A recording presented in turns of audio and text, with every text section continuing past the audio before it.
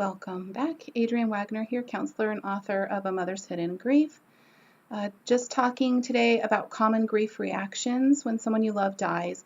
We've gone over kind of the first two areas of your life, physically and mentally, how you are impacted.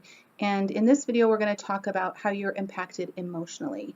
I have created a grief journey infographic, and I will share it in the comment section of this video. It shows you kind of an idea of how people navigate grief. So you'll find yourself on the map in different places, but it's not a catch-all. It's not, it will look exactly like this for you. It's going to be different based on you as a person and how you experience and process grief and the kind of loss it was and how close you were to the person. So it gives you examples and ideas of what you might go through on your grief journey. So we know that emotionally grief is such a heavy thing, right? This is the area that people talk about kind of the most, the emotional impact that grief has on us. Remember that it's an individual process that you have to go through in order to integrate and experience to the fullest your grief and be able to process it out. So some common emotional grief reactions. Initially, when the death first happens, a lot of times what people experience is shock, numbness, disbelief,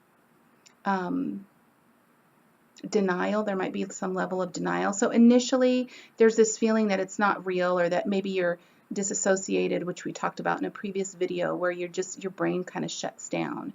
And so it's not processing correctly. It's not integrating.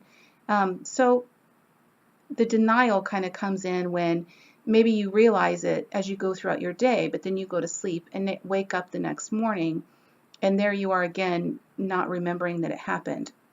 To someone that hasn't had a loss, that probably sounds hard to understand.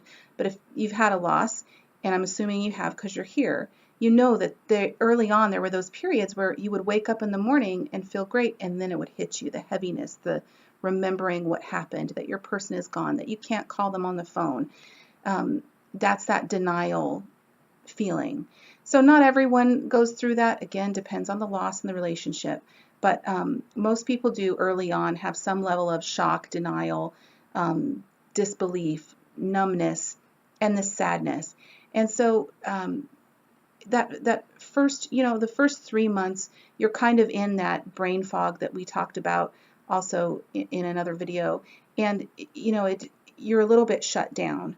So the really kind of hard times come after that brain fog wears off, and you're really subjected to that sadness that can turn into depressive symptoms, and the anger will sometimes hit, or the guilt. And guilt can be one of two things. Guilt can be feeling like somehow you caused the death, or feeling like somehow you could have prevented the death. That's the feelings of guilt. Your mind will go around and around about what you could have done, especially in the case of traumatic loss or an accident. That feeling of guilt is very present for people. Again, not a whole lot you can do. We will go over some coping skills for those emotions. But just acknowledge that they're there and accept, if you can, that they are okay, that it's okay, it's normal to have them. As you go kind of through the hard times, it varies for different people, but again, there can be things like confusion, loneliness, a sense of apathy, like you just don't care anymore. You don't care what happens to you. You don't care what's going on with everybody else. There can be a sense of loneliness and isolation because a lot of times you will feel so disconnected from other people that haven't had a loss. It's that feeling like my life has just changed. My whole world is different and everybody else's life goes on as usual. Hopelessness, helplessness, longing for the person that you've lost, longing for that connection or your life before the loss. All very, very normal. And as you kind of go through this journey, you can bounce back and forth. Remember, these are not linear stages. You don't just boom, boom, boom, boom, boom, go through and you're done. it really varies, and subsequent losses can trigger you, and you can start back at the beginning. You can have grief bursts where you're fine 1 minute, and then the next minute you're hysterical, and it was something even unrelated to the loss. Maybe you're in a crowd of people and you just start crying. Those grief bursts, being triggered, all of that stuff again is normal on the grief journey. And as you continue to go through these feelings, you'll start to have moments, you'll start to have hours, you'll start to have days, and then weeks, and then months, where you're feeling okay. You're processing the emotions and this emotional grief, and you're learning how to be in the world. It looks different, and it's not what you wanted, but you're learning how to do it. And so the moments of feeling okay will get longer, and then you'll get triggered again and kind of bounce back. But as you continue to just practice being with the emotions, holding the emotions, and allowing what's ever there, you're going to see that you get to feeling better and better over time. Again, it's a little different for everybody. The general consensus is that the really hard grief lasts about a year to 18 months. But that's a generalization. So remember, it could be harder for you, longer for you, especially in the case of traumatic loss, and depending on the relationship. A child loss is really a loss that's never gone. It never goes away. And people will expect that from you. They'll want you to get over your grief, right? They'll want you to be better so that they can feel okay.